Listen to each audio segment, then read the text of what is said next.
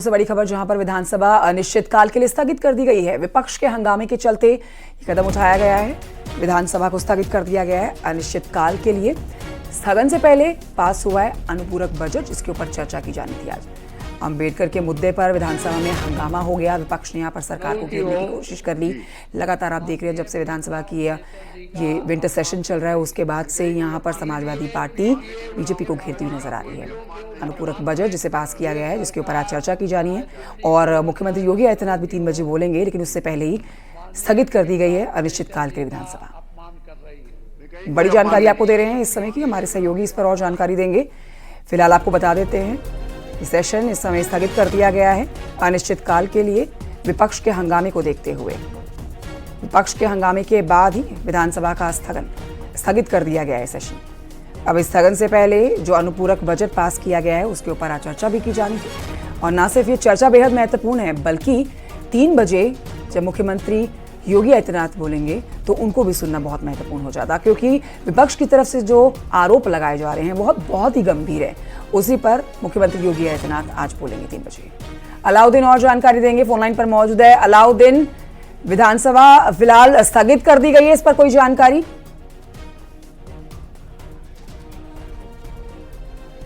अलाउद्दीन, आवाज आ रही है? बिल्कुल आवाज आ रही है। बिल्कुल अनिश्चितकाल के लिए विधानसभा को स्थगित कर दिया गया है, सिर्फ विपक्ष के हंगामे के चलते। जी हाँ, बिल्कुल। उत्तर प्रदेश का विधानसभा अनिश्चितकालीन समय तक के लिए स्थगित कर दिया गया है। सुबह 11 बजे जब विधानसभा की कार्रवाई शुरू होती है तो समाजवादी पार्टी के विधायक अपने हाथों में भीमराव अंबेडकर का चित्र लेकर के आए थे और लगातार वो सदन में के वेल में आकर के न सिर्फ इस पूरे मांग को लेकर के जो गृह मंत्री का बयान था उस पर चर्चा करने की मांग कर रहे थे, बल्कि सदन को बिल्कुल 1 घंटे तक लगातार 12 बजे तक चलने नहीं दिया गया। और फिलहाल विधानसभा का सत्र जो है वो अनिश्चितकालीन समय तक के लिए विधानसभा अध्यक्ष ने स्थगित कर दिया है। साफ तौर से देखें तो मैं आपको नजारे दिखाना चाहूंगा। विधानसभा के नीचे तमाम विधायकों और मंत्रियों की गाड़ियां लगी है। अभी जस्ट विधानसभा एडजर्न करने की घोषणा की गई है। तो साफ तौर से आप देखिए तो विधानसभा अब जो है अगले नोटिफिकेशन के बाद ही चलेगी। तो ऐसे में बात मान की चली जा सकती है कि ऐसा पहली बार हुआ कि नेता सदन इस पूरे मामले पे बिना चर्चा के ही पूरे के पूरे सदन को जो है स्थगित किया गया है। और इस बीच में न सिर्फ हंगामा होता रहा, बल्कि विधानसभा अध्यक्ष लगातार कहते रहे कि किसी न किसी प्रकार से इस सदन को चलने दिया जाए। कोऑर्डिनेशन के लिए हम तैयार हैं, बातचीत के लिए तैयार हैं, लेकिन विपक्ष किसी भी तरह से मानने को तैयार नहीं है। लगातार सुरेश खन्ना कहते रहे कि लगता है विपक्ष मन बना करके आया है कि आज सदन को नहीं चलने दिया जाएगा, सदन में आज चर्चा नहीं होने दी जाएगी और हंगामा ही जारी रहेगा सदन में।